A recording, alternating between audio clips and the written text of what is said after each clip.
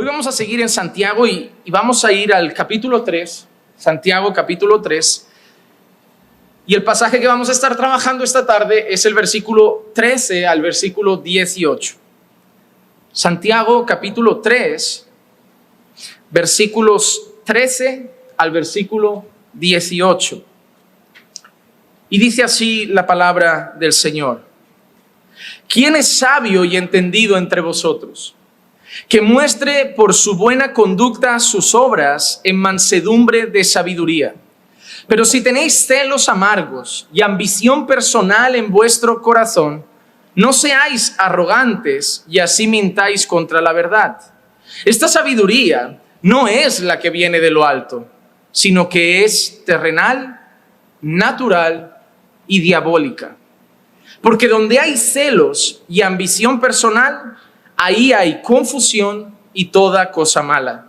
Pero la sabiduría de lo alto es primeramente pura, después pacífica, amable, condescendiente, llena de misericordia y de buenos frutos, sin vacilación, sin hipocresía.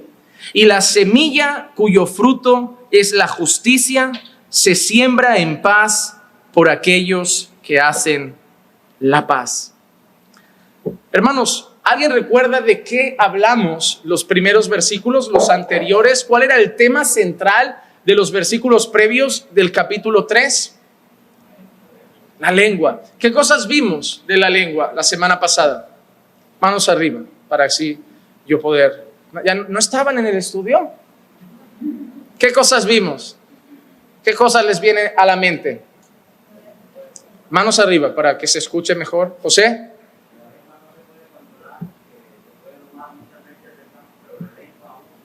Exacto. Vimos lo difícil que era domar la lengua. Daba el ejemplo que los hombres habían conseguido domar toda clase de animales y de bestias, pero Santiago dice, pero no he conocido ningún hombre que sea capaz de domar la lengua, viendo la ferocidad, la fuerza que tiene la lengua.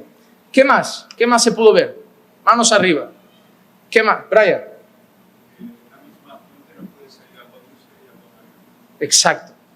Que de la misma fuente no podía brotar agua dulce y agua salada. Y eso tenía mucha conexión con lo que había dicho, que no podíamos, que no era normal que con la misma boca que bendecíamos al Creador, maldijéramos a los hombres que además añade que han sido hechos a imagen de Dios. Entonces Santiago dice, eso no debe ser así. Muy bien. ¿Qué más? ¿Qué más vimos? ¿Qué más recuerdan? ¿El qué? Podía encender un fuego. El peligro de la lengua. Decía que así como una pequeña chispa podía encender un gran fuego, veíamos como la lengua, que era un miembro pequeño, podía hacer grandes estragos, muchos daños. Incluso tomamos algunos pasajes de Proverbios donde recordamos que decíamos que el hermano herido era más difícil de ganar que una ciudad fortificada. Y veíamos cómo la lengua podía lastimar en gran manera a una persona y causar muchas heridas. ¿Alguna cosa más recuerdan? ¿Algo más? Okay.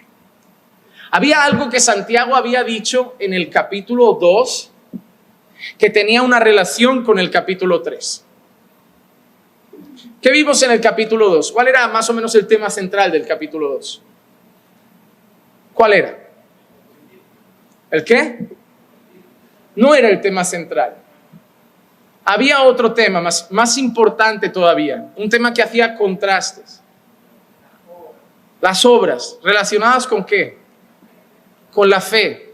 Una fe viva tenía que producir obras. Y el gran ese dilema entre una vida que decía tener fe, pero no tenía obras, que Santiago decía que entonces eso era una fe muerta.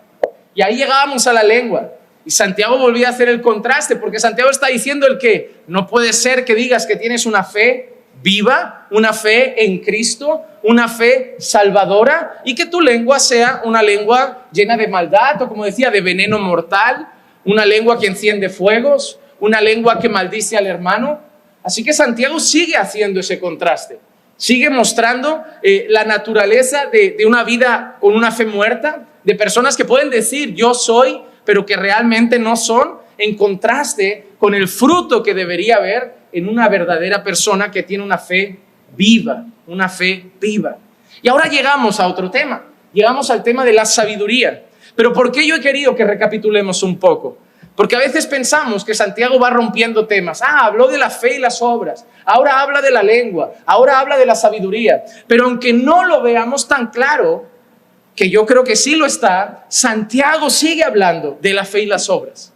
Santiago sigue hablando de lo mismo. Santiago sigue tratando diferentes aspectos, pero siempre partiendo de una misma base. Vamos a ver esto. Miren cómo empieza nuestro texto. Versículo 13. ¿Quién es sabio y entendido entre vosotros? Que muestre por su buena conducta sus obras en mansedumbre de sabiduría. Les pregunta Santiago. Les plantea una pregunta a ellos mismos. Algunos comentaristas creen que apunta más al liderazgo. ¿Recuerdan el tema de las lenguas con quién empezó? ¿Por los maestros? ¿Por qué queréis ser maestros muchos de vosotros? Y mayor condenación hay para vosotros. Porque todas vuestras palabras van a ser medidas por Dios. Todo lo que enseñáis y que sale de vuestra boca va a ser medido por Dios. Porque al final vuestra boca revela vuestro corazón. ¿Recuerdan aquel texto? Porque por tus palabras serás justificado y por tus palabras serás condenado. No que nuestras palabras nos salven, ni mucho menos que nos manden al infierno, pero que nuestras palabras sí muestran la naturaleza del corazón, porque de la abundancia del corazón habla la boca. Y ahora Santiago quizá le está hablando a los líderes también, porque normalmente de los líderes es de quien más se espera sabiduría o un ejemplo de sabiduría, o puede ser que esté apuntando a toda la congregación. Pero les hace una pregunta: ¿quién es sabio entre vosotros? ¿Quién es entendido entre vosotros? ¿Quién de vosotros diría soy sabio? Y Santiago no les dice, pues enséñame todo lo que sabes. ¿Cuántos libros te has leído? A ver, cítame a Spurgeon. A ver, cítame a Jonathan Edwards. Cítame a los puritanos. No, le dice, muéstramelo en tus obras. Cuando nosotros pensamos en sabiduría, pensamos en conocimiento. Porque a veces en el mundo confundimos inteligencia con sabiduría. Se puede ser muy listo y muy necio, hermano. Hay gente que tiene la pared llena de diplomas y la vida la tiene hecha un fiasco. Porque son necios, pero muy inteligentes. Hay hasta necios con diplomas, mira. ¿Qué? Porque la sabiduría no es inteligencia. Porque si fuera eso, Santiago les hubiera hecho un test, un examen bíblico. Os voy a hacer cuatro preguntas de la ley, 4 de los profetas, y vamos a hablar un poco de las palabras del Señor Jesús, y ahí veremos quién es sabio. No, dice, ¿quién es sabio? Que muestre por su buena conducta sus obras en mansedumbre de sabiduría. Santiago sigue hablando de las obras. Santiago sigue relacionando la fe viva y las obras. Y ahora, así como antes lo ha hecho con la lengua, como diciendo, no puede ser que seas creyente y que tu lengua sea así, y si realmente eres creyente, es decir, si tienes una fe viva, tu lengua debería ser de esta manera. Ahora vuelve a lo mismo, pero con la sabiduría. Constantemente lo dijimos, la carta de Santiago es una carta muy práctica, nos lleva a examinarnos. La semana pasada salimos de aquí, al menos yo, midiendo mis palabras. Oye, ¿qué sale de mi boca? ¿Cómo son mis conversaciones? Y examinando todo lo que sale de mí. Y cuando preparaba esto, ahora lo veía de otra manera. Yo también me preguntaba, ¿seré que soy sabio? ¿Seré sabio realmente? No según el mundo, según Dios. Así que vamos a ver en primer lugar una serie de cosas en este versículo. La primera, Dios quiere siervos sabios. Hermano, Dios no quiere siervos necios. Dios quiere siervos sabios. Dios busca siervos sabios. Deuteronomio capítulo 1 versículo 13 dice, escoged entre vuestras tribus hombres sabios, entendidos y expertos, y yo los nombraré como vuestros jefes. Moisés iba a colocar jefes. ¿Recuerdan que pusieron jefes sobre grupos de cientos, de 500, de 1000? Eligieron jefes. Pero tenían que tener una característica. Tenían que ser sabios. Hermano, ¿cuáles eran las características de los hombres que escogieron para atender las mesas, llenos del Espíritu Santo y sabiduría. Pero no creo que en ningún caso estén diciendo, hacerles un test, a ver cuántas notas. No, tenía que ver con su vida. Tenía que ver con su vida. Porque iban a ser jefes de grupos. Iban a tener que guiar, iban a tener que aconsejar. Y cuando tú vas a aconsejar a alguien, te lo digo por experiencia, vas a la familia de alguien a aconsejarle, no le estás citando libros. Estás hablando de su vida, a la luz de la palabra. Y de cómo conducirla a la luz de la palabra. Pero sobre todo tienes que mostrarte como un ejemplo, porque si no, no sirve de nada. Entonces, Dios desea siervos sabios. Y en el mismo libro de Deuteronomio vemos como la sabiduría tiene un vínculo directo con la obediencia a Dios. Deuteronomio 4:6 dice, así que guardadlos y ponedlos por obra. ¿El qué? ¿Qué creen que están hablando? Los mandamientos de Dios. Mira que dice, así que guardadlos y ponedlos por obra, porque esta será vuestra sabiduría. No es solo verlos ahí escritos. Vuestra sabiduría es guardarlos y ponerlos por obra. La sabiduría es la capacidad de poner por obra lo que tenemos en conocimiento. Sabiduría no es saber, es vivir.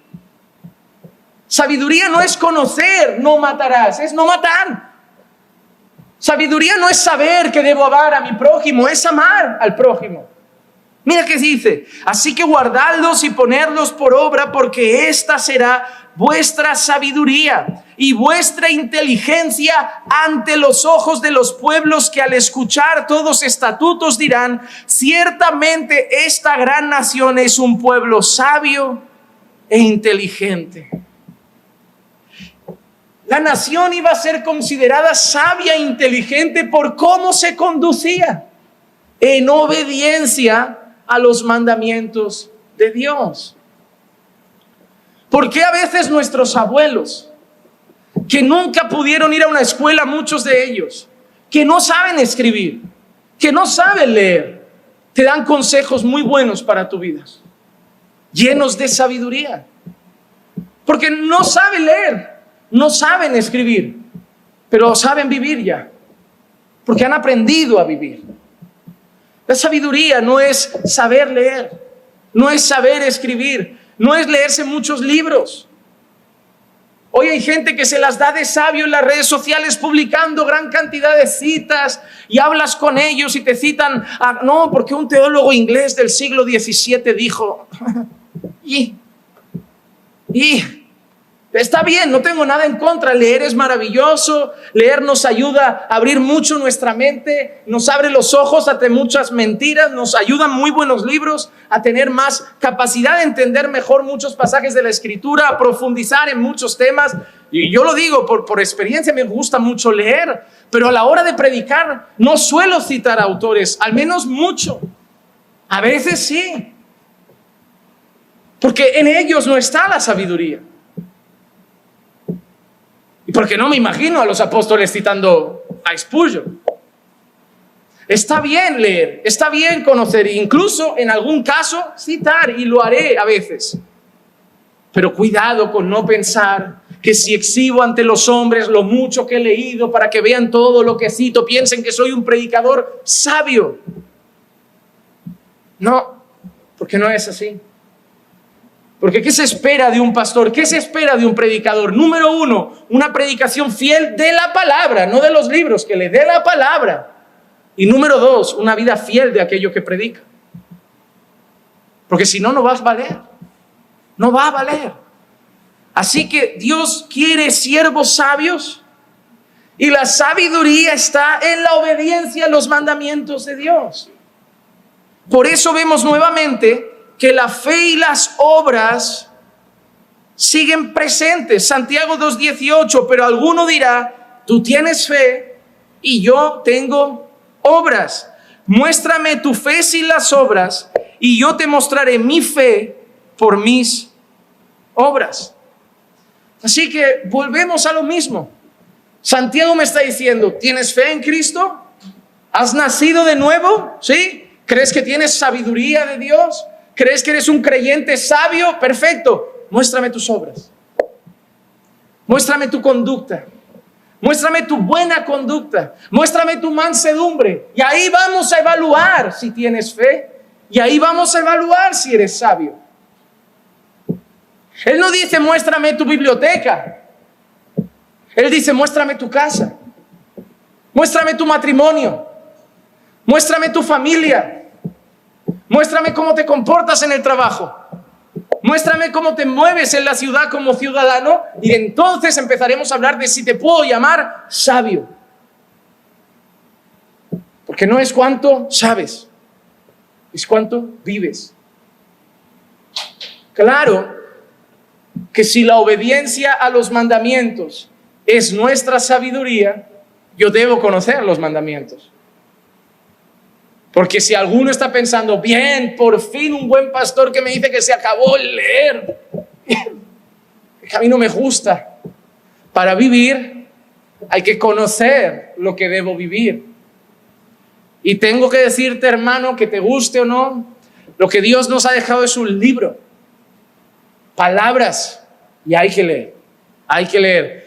Estamos en una generación de audiolibros y tenemos la Biblia en audio. Pero miren, les voy a decir una cosa, yo no puedo con la Biblia en audio. Por varios motivos. Número uno, siempre la Biblia en audio tiene una voz de robot. No respeta los puntos, no respeta las comas, no tiene tono, no tiene personalidad. Es monótona, es terrible. No puedo, me irrita.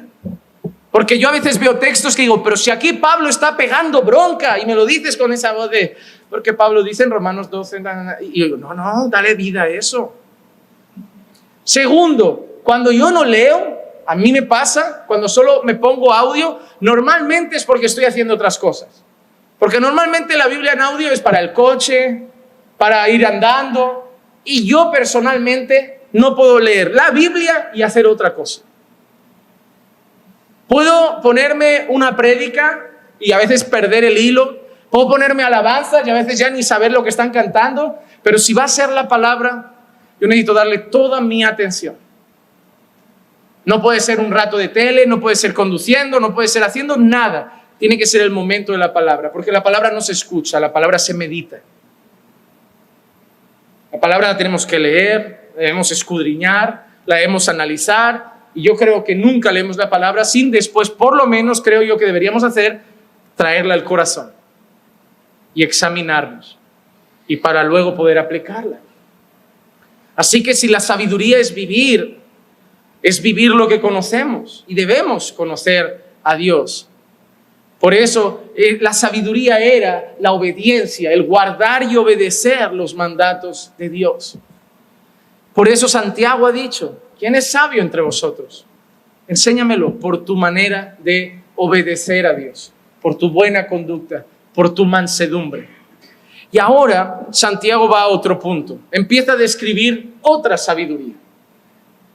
Empieza a hablar de dos cosas en concreto, de celos y ambición personal. ¿Recuerdan cómo empezaba el capítulo 3? ¿Con qué pregunta? ¿Por qué queréis ser maestros? Y ahora va a empezar a hablar de una sabiduría que no es la de Dios, que está llena de celos y ambición personal. En la iglesia, ¿qué ambicionan muchos? Ser maestros, llegar al púlpito, llegar a tener este micrófono. Hay gente que no adora servir, adora este bicho de aquí, porque sabe que mañana esto lo pone delante de la gente.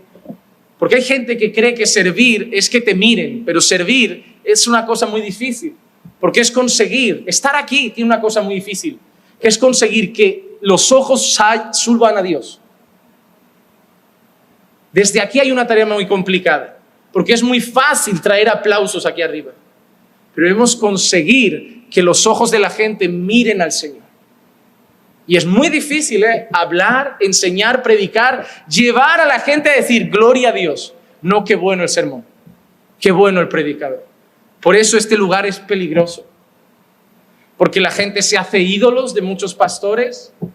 Este lugar es peligroso porque tu corazón, primero, recibirá críticas. No me gustó, ese sermón se podía haber mejorado, y te puede doler, pero también recibe elogios, que no sé si es más peligroso. Oye, qué gran sermón, me encanta cómo predicas, Dios me habla enormemente, y te puede inflar el ego. Hermano, esto es peligroso. Y muchas veces alguien quiere esto, ser maestro, ser pastor, por una cosa, por ambición personal. Así como personas llegan a empresas queriendo llegar a ser jefes. Recuerdo cuando me hicieron la entrevista, cuando entré a trabajar en el sector bancario para Caixa, que me preguntaron, ¿dónde te ves en 5 años? En su puesto. En su puesto, porque yo entro aquí como un empleado, pero la idea al final será ser gerente. No pretendo quedarme aquí. Pues hay mucha gente cuando llega a la iglesia y hace la membresía, le preguntaremos, ¿dónde se ve usted en 5 años? Y alguno me mirará, mira, en su puesto. Hay gente que tiene ambición. Y la ambición es peligrosa. Porque Santiago la va a relacionar no con la sabiduría de Dios, sino con la sabiduría natural, terrenal y diabólica. Y diabólica. Porque la ambición nos lleva a pisar a la gente, nos lleva a desmerecer a uno para yo decir yo lo hago mejor, así que cámbialo por mí. Nos puede llevar incluso a fingir para aparentar ser lo que tengo que ser para estar ahí y conseguir el puesto. La ambición es peligrosa. La ambición es peligrosa. Versículo 14 dice, pero si tenéis celos amargos y ambición personal en vuestro corazón, no seáis arrogantes y así mintáis contra la verdad, contra la verdad. ¿Quién es sabio entre vosotros? A lo mejor alguno dijo, yo. Santiago dice, muéstramelo con tus buenas obras. Pero si en vez de eso me vas a mostrar celos y ambición, estáis mintiendo contra la verdad. Es decir, no sois sabios. 2 cosas menciona Santiago, celos y ambición. La palabra celo aquí es una palabra que en griego se escribe prácticamente igual, pero bueno, es con Z. ¿Recuerdan lo que dijimos el otro día? Los celotes. Los celotes, eso viene de la palabra celo. Ellos tenían celo por su tierra. En teoría tenían celo por las cosas del Señor.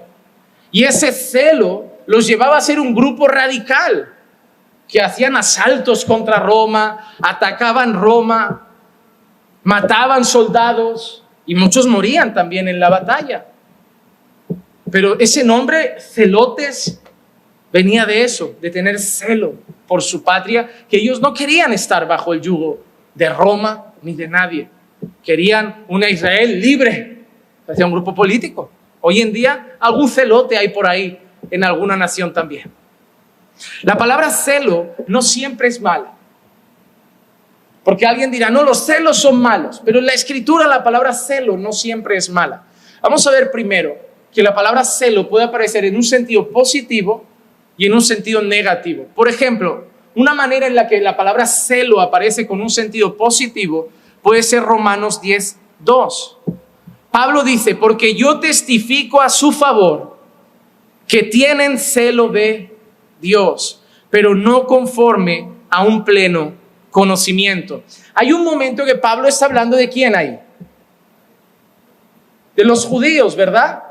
Es más, Pablo dice algo muy bonito y yo creo que lleno de amor. Pablo dice, ojalá yo fuera anatema. Es como si Pablo dijera, yo perdería a Cristo, yo me condenaría a mí mismo si ellos se salvaran. Es así. Es como si una madre le dijera al Señor, si salvas a mis hijos, yo me condeno. Lo dijo lleno de amor. Lleno de amor. Pablo no odiaba a los judíos. Eran sus compatriotas, eran sus vecinos, tendría buenos amigos del pasado allí. Y Pablo dice algo, yo testifico de ellos que tienen celo de Dios. Pero no lo dice mal, porque dice, yo testifico a su favor. Está diciendo algo bueno. Tienen celo de Dios. ¿A qué se refiere Pablo? Pablo está diciendo, yo conozco judíos que realmente temen a Dios, que realmente aman la Torá, intentan guardar la ley y realmente son celosos de las cosas del Señor. Pero Pablo, no es el tema, pero dice que, pero no tienen un pleno conocimiento, no tienen un pleno conocimiento, es decir, ellos tienen celo, pero no han sido abiertos sus ojos al Evangelio, no han sido abiertos sus ojos a Cristo, no lo ven, no lo contemplan, siguen ciegos. Pero ahí la palabra celo es una palabra en sentido positivo. Es más, la Biblia dice que Dios es celoso. Celoso. Y no diremos que Dios está revisando nuestro WhatsApp todo el tiempo. Bueno, sí. Sí, Dios también ve nuestro WhatsApp todo el tiempo. Pero es celoso en un sentido positivo, en el sentido de que nos ama, nos cuida, nos cela. Pero por otro lado, la palabra celo aparece también en un sentido negativo. Romanos 13:13 dice así: andemos decentemente como de día, no en orgías y borracheras, no en promiscuidad sexual y lujurias, no en pleitos y envidias o celos.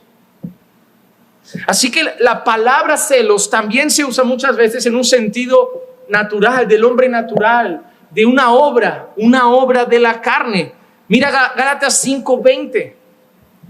Idolatría, hechicería, enemistades, pleitos, celos, enojos, rivalidades, disensiones, sectarismos. Ahí la palabra celos, ¿cómo está? ¿Positiva o negativa? Porque esas son las obras de la carne, en un contraste que está haciendo Pablo a los Gálatas entre las obras de la carne y el fruto del Espíritu. Entonces, en nuestro texto, ¿qué creéis que está en un tono positivo o negativo? ¿Positivo o negativo? Negativo, porque además le añade algo a los celos. Santiago dice que si tenéis celos amargos y ambición personal en vuestro corazón, no seáis arrogantes y así mintáis en la verdad, contra la verdad. Así que Santiago ha hecho un contraste. ¿Quién es sabio? Muéstrelo en buenas obras, pero, y la palabra pero es un contraste, pero si en lugar de mansedumbre, si en lugar de buenas obras tenéis celos amargos, tenéis ambición personal en vuestro corazón, ahora dice, ¿qué pasa entonces? ¿Qué pasa si lo que hay en vez de buenas obras son celos amargos? ¿Qué pasa si en vez de mansedumbre hay ambición personal? ¿Qué pasa entonces? Santiago lo dice en el versículo 15, que esa sabiduría entonces que tú dices tener, porque ¿qué pregunta ha hecho al principio? ¿Quién es sabio, verdad? Muéstrame en tus buenas obras. Ay, no veo, pero sí que veo celos y ambición. Por lo tanto, tu sabiduría no viene de lo alto, sino que es terrenal, natural y diabólica. Sino que es terrenal, natural y diabólica. Así que, hermanos, Santiago le está diciendo nuevamente a esas personas que dicen que son sabias, pero que con su vida no muestran obediencia, no muestran buena conducta, no muestran mansedumbre, sino que muestran ¿qué? Celos y ambición, pero ahí caben más cosas. Les está diciendo que esa sabiduría que creen que tienen es terrenal, es natural y es diabólica. Hermanos, ¿no ven claramente otra vez el contraste de la fe y las obras, del que es y el que dice ser? Porque Santiago está poniendo dos columnas, los que son cristianos y los que dicen que son cristianos. Los que son realmente creyentes y los que son nominalmente creyentes. Los que solo son creyentes de nombre.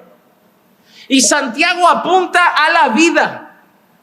Y me encanta. Porque yo vengo de un contexto denominacional súper legalista. Donde que pierdes la salvación, siempre como que te hacen hasta orgulloso, porque el más santo es el que más ayuna, el que más esto, y empiezas a mirar a la gente como, hoy viene en polo, ¿qué predicador va en polo? Yo ahí, encorbatado hasta en agosto, como los verdaderos siervos. Porque a mí me dijeron eso una vez, me dijeron, porque somos embajadores. ¿Alguna vez has visto un embajador en polo? Siempre van con camisa y corbata. Y digo, en la tele sí, velo en casa. Irá en pijama también ese hombre. Y si lo invitas a comer un helado, seguro que va en polo. Pero vengo de un contexto muy legalista, de medir al hermano, de medir nuestra santidad. Tú tienes un 6 en santidad. Yo estoy en 8,5. Yo soy casi querubín ya. No, porque es así. Mirando siempre por encima del hombro. Siempre midiendo quién es más bueno, quién es más santo, quién ayuna más, quién ora más. Recuerdo cuando yo vengo de una iglesia donde se estilaba mucho una cosa que eran los especiales. Llegaba el culto de domingo, no, ahora un especial, la hermana fulanita, ahora otro especial, el culto duraba 6 horas, prédica media, pero 30 especiales, uno te cantaba, uno te bailaba una jota, ahí era de todo. Pero me acuerdo que salía la típica hermana, no, yo quiero contar un testimonio, perfecto.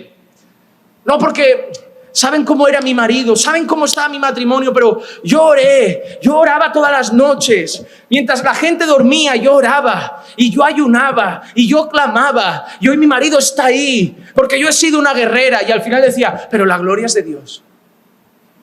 Pero se tiraba media hora diciendo, pero yo oraba, pero yo ayunaba, pero yo era una guerrera, pero yo no desistía. ¿Qué les está diciendo a las otras hermanas que su marido sigue en casa? Vosotras, claro, ¿cómo vais a ganar a vuestros maridos? Pero la gloria es de Dios. Te volvías así, un legalista. La gente iba por la calle diciendo, yo soy un ganador de almas. Tú no ganaste ni la tuya, melón. Es así de sencillo. ¿Qué ganador de almas? Yo recuerdo una vez, tengo un libro de Spurgeon que se llama así, El ganador de almas, que yo dije, Spurgeon, no me la líes, ya vamos mal con el título. Digo, el libro es buenísimo, pero no me gusta esa expresión, porque yo no gano almas. Como a mí me dejes la mía, en mis manos la pierdo fijo. Él es el ganador de almas, Él puede traer a tu marido, Él puede cambiar a tu hijo, Él puede salvar a tu esposa, Él se merece la gloria. Pero el legalismo te vuelve así, arrogante, lleno de ambición, lleno de celos, porque el hermano, pues que lo ha puesto ahí, porque no, mucha crítica, mucho ñi, mucho orgullo, mucha soberbia, puro fariseísmo, hipocresía, exhibicionismo de lo externo, pero muertos por dentro muchos. Ahí conozco otra rama y me voy, al otro lado, donde solo se habla de la gracia. Y empiezo a quedar con gente que solo habla de la gracia. Y me dice, qué suerte, Juanma, que has sido libre de ese legalismo y ahora estás en la gracia. 2 cubatas para celebrarlo. Y dije, vaya gracia, ¿no? Qué gracia, qué gracia, qué gracia. Y yo empecé a ver que la gracia que muchos presentan no es la gracia de Dios. Porque cuando yo vengo a la Biblia, no hay lugar para el legalismo, porque te enseña que el que hace la obra es Él. Te enseña que sigues siendo un pecador.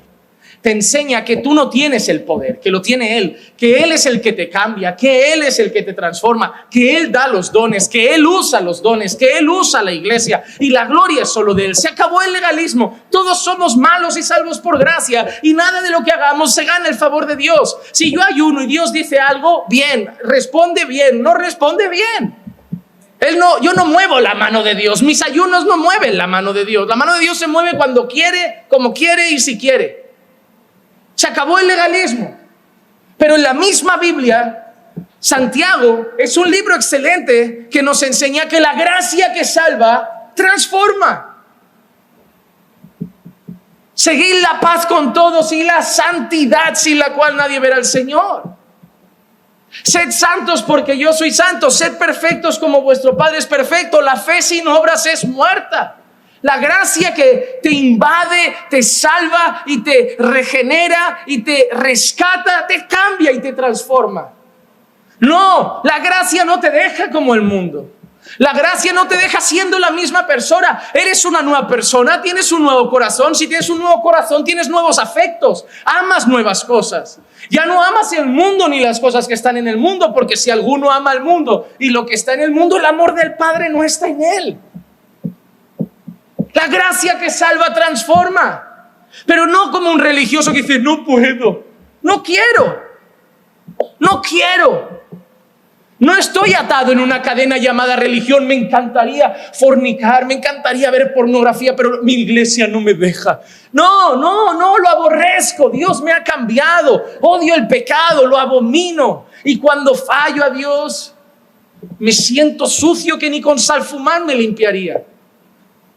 Eso es lo que hace la gracia. Y es lo que enseña Santiago. Decís que tenéis fe, pero habláis con veneno en la boca. Decís que sois sabios porque tenéis fe en Dios y sois ahora sabios, pero tenéis ambición y celos. Vuestra fe está muerta.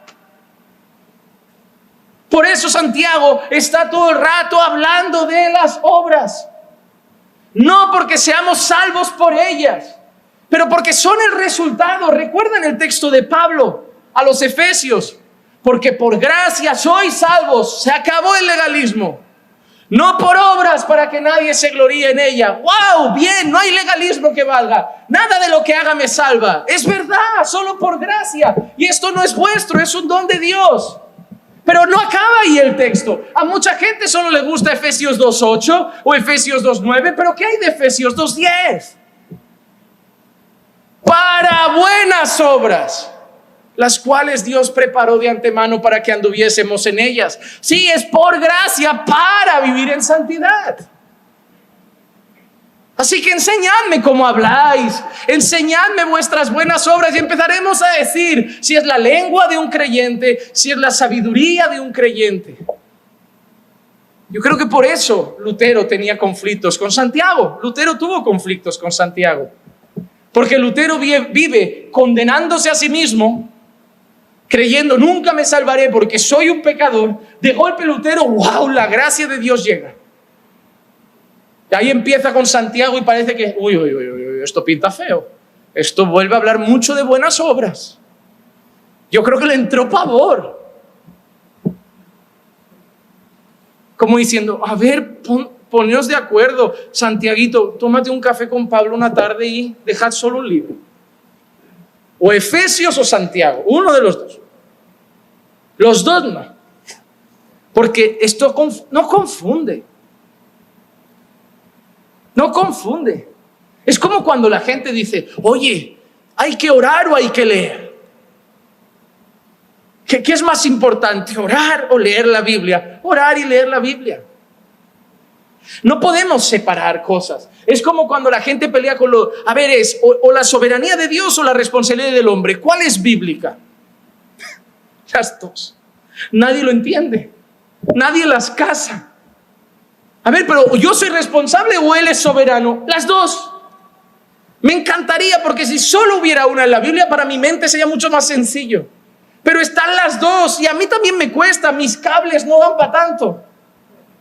Explico una y 3 versículos después leo la otra y digo, no entiendo si acabo de decir otra cosa. Si parece que les digo, tenéis que, y luego ahora les digo, Dios es el que lo... A ver, ¿tienen que o Dios hace? Uy, pero es que están las dos, pues predica las dos. Tienen que hacerlo, pero cuando lo hagan, que miren arriba y se pongan, tú lo has hecho, ¿verdad? Es así. Voy a orar y voy a vencer esa tentación, y cuando la venzas, no has sido tú que pones el querer como el hacer. Es así. Es como yo me voy a esforzar y cuando me vaya a dar el golpe en el pecho, diré, ay no, que eres tú el que me mueve a hacer. Pero las dos están en la Biblia. El problema es que a veces queremos tener la capacidad 100% de explicarlo todo. Y todo creo que es fruto de la misma palabra con la que batallamos muchos. El orgullo del hombre. Que si no tengo todas las respuestas, no me vale. Y algunos son capaces hasta de cambiar la Biblia para adaptarla a sus capacidades. Pero no. Las dos cosas son importantes. La responsabilidad del hombre es bíblica. La soberanía de Dios es bíblica. Orar y leer la Biblia van juntas. Y fe y obras también. La fe o las obras, ¿qué vale más? Las dos son importantes, ¿no? No eches pulsos con cosas que para Dios no son negociables. ¿Y cuál es más importante? Ya, pero el ladrón de la cruz creyó. Sí, nos enseña que la salvación es por gracia. Si quieres, has creído, te matamos. Y ya no tienes comeduras de cabeza. te tiramos ahora mismo por ahí. Y ya, y tú no te peleas con las obras. Pero estoy seguro que si el ladrón de la cruz no hubiera muerto, hubiera empezado a caminar conforme a la voluntad de Dios.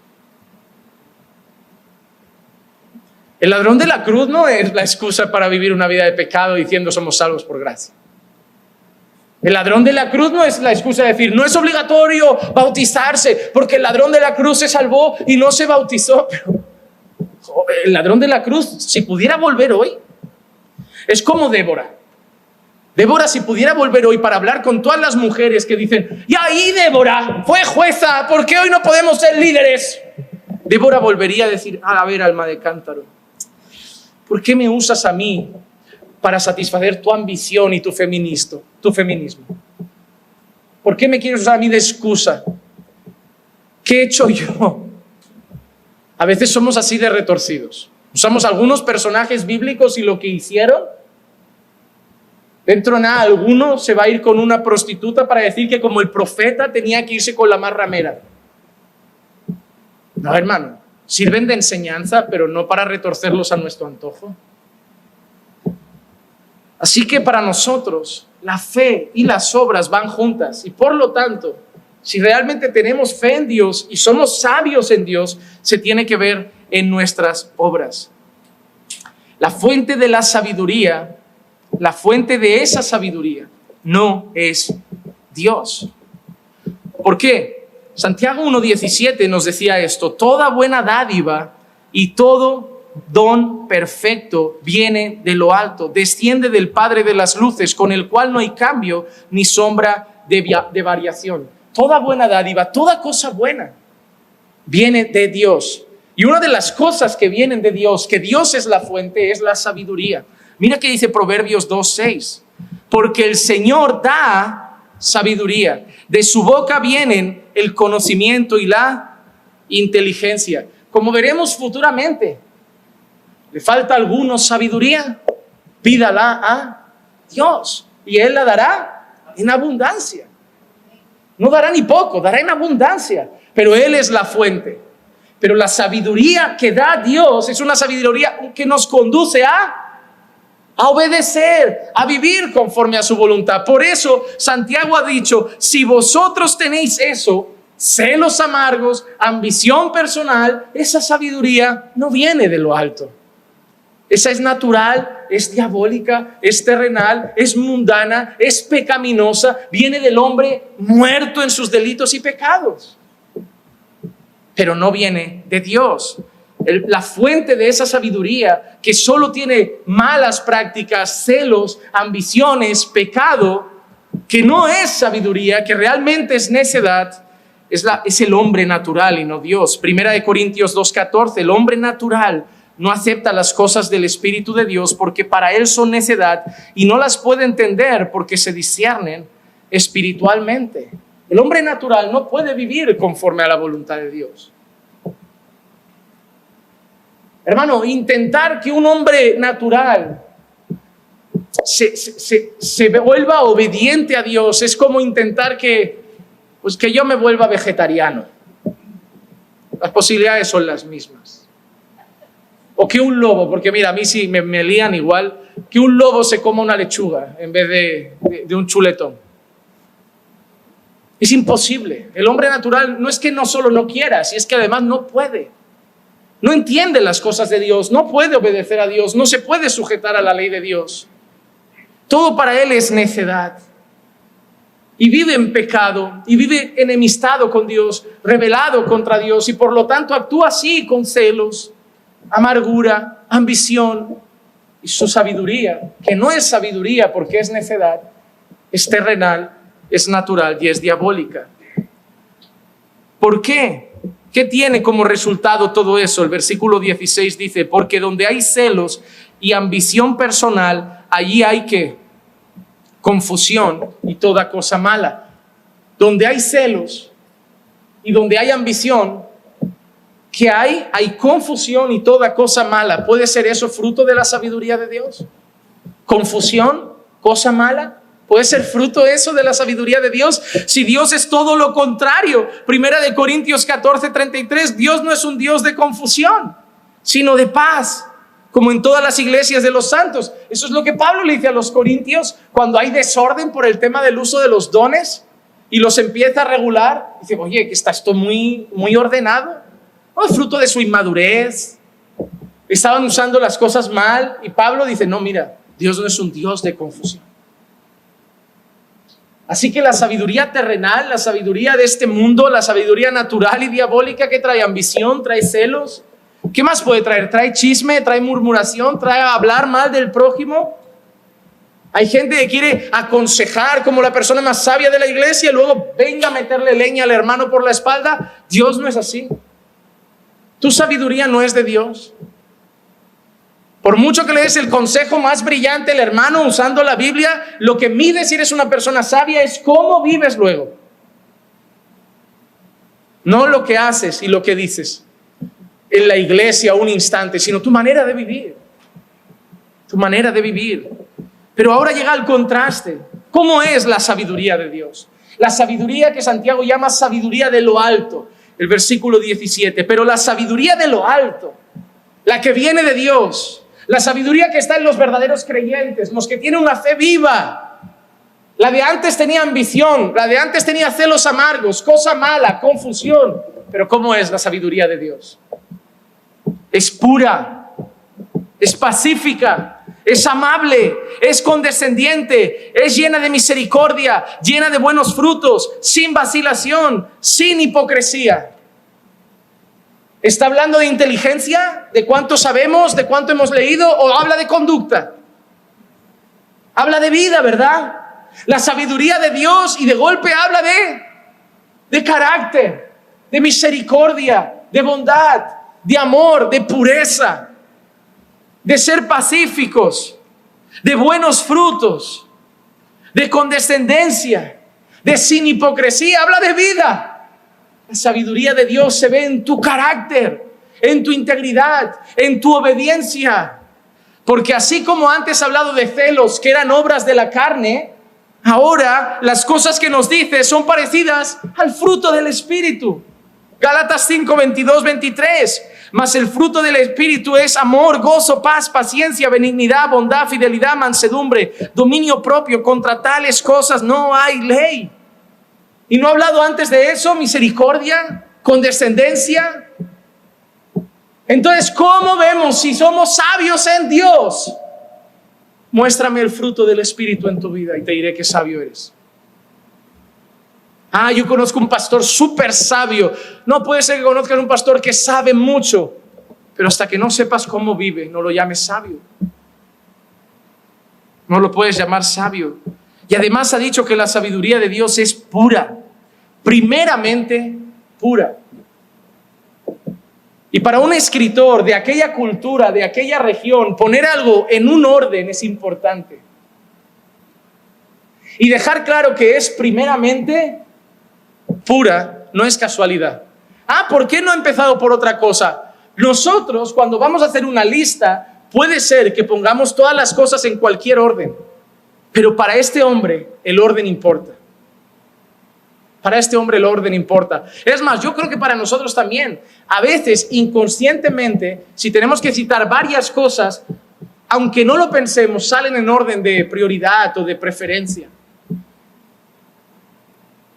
Si a mí los hermanos, cuando llega mi cumpleaños, me dicen, pastor, ¿qué le gustaría para su cumpleaños? Yo hago la lista, pero lo primero que voy a decir es lo que más quiero.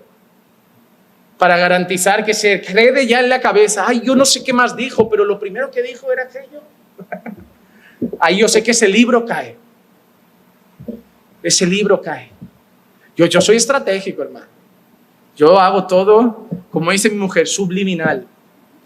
Yo pido subliminalmente. Pero la realidad es que para el autor el orden importa y ha dicho que es primeramente pura. Pura. Porque Dios quiere a un pueblo puro. Mira que dice Pablo a los Corintios, 2 de Corintios 11:2. Porque celoso estoy de vosotros con celo de Dios. Qué curioso esa palabra, ¿no? ¿Quién está celoso? Pablo. con un celo de Dios. Pablo está diciendo a la iglesia, estoy celoso por vosotros con un celo como el que tiene Dios por vosotros. ¿Es positivo o negativo ahí? Positivo. Pero mira que dice ahora, pues os desposé a un esposo para presentaros como virgen pura a Cristo. Cuando Pablo habla en los Efesios de cómo debe ser un esposo y hace la comparación entre Cristo y la iglesia, Pablo, una de las cosas que menciona es la santificación de la iglesia. Para santificarla por el lavamiento de la palabra. Hermano, el Señor no se va a casar con una ramera. El Señor compró una ramera, pero se va a casar con una virgen.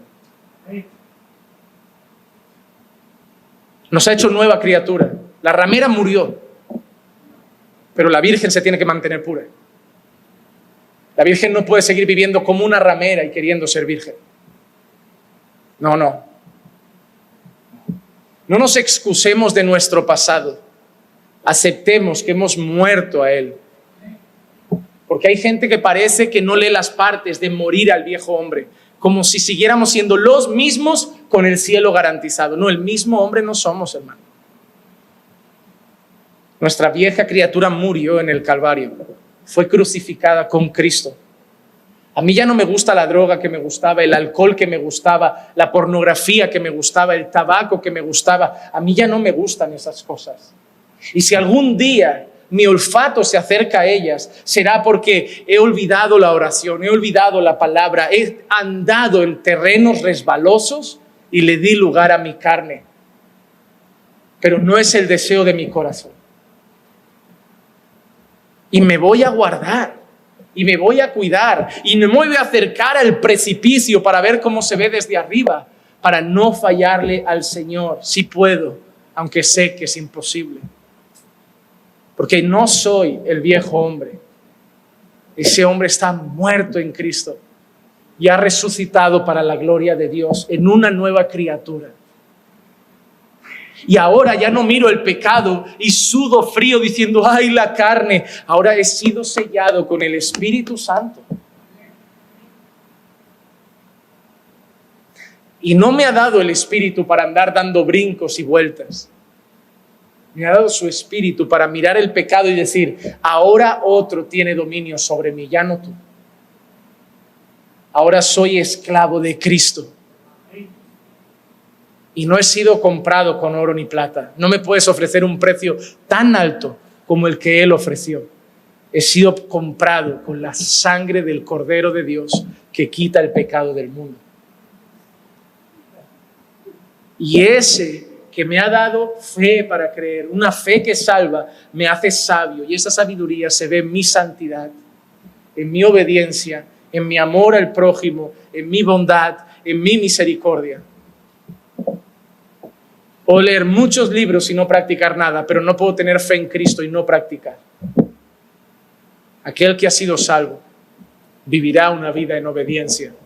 Y eso es la sabiduría de Dios, porque en guardarlos y obedecerlos está vuestra sabiduría. ¿Y cuál es el resultado? El resultado de la sabiduría terrenal era que confusión y cosa mala. La sabiduría de Dios, que es pura, la de lo alto, que es llena de mansedumbre, condescendencia, sin hipocresía, ¿qué trae como resultado? ¿Cuál es su semilla? ¿Cuál es el fruto? La semilla cuyo fruto es la justicia. Se siembra en paz por aquellos que hacen la paz. ¿Qué es la justicia? En ese texto, la justicia es una vida conformada a la voluntad de Dios.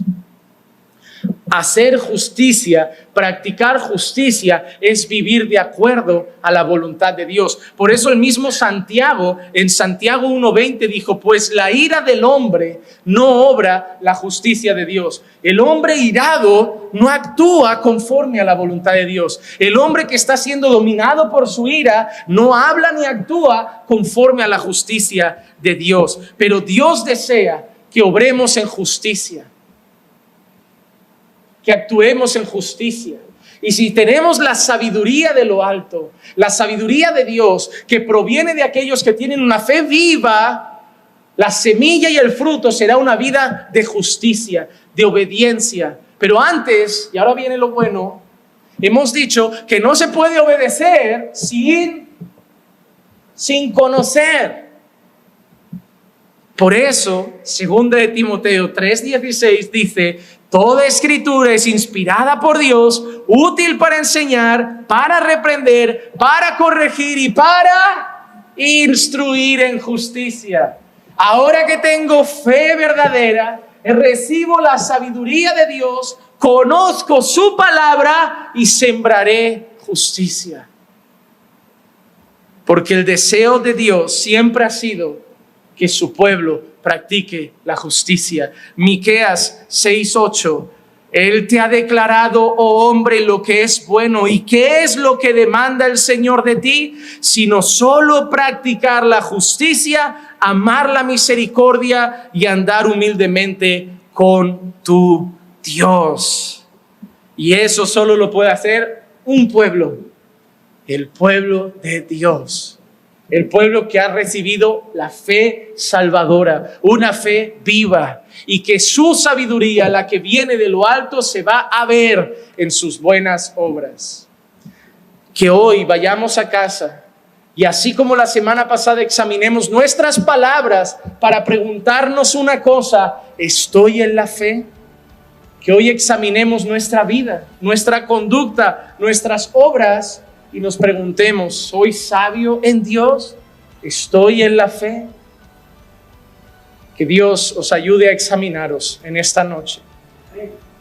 Y que cualquier cosa que necesitemos, sepamos que Él sigue siendo la fuente.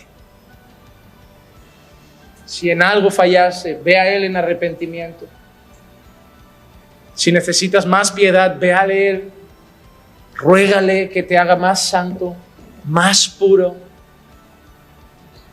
pero corre a Dios para que tu vida le dé la gloria. Vamos a orar.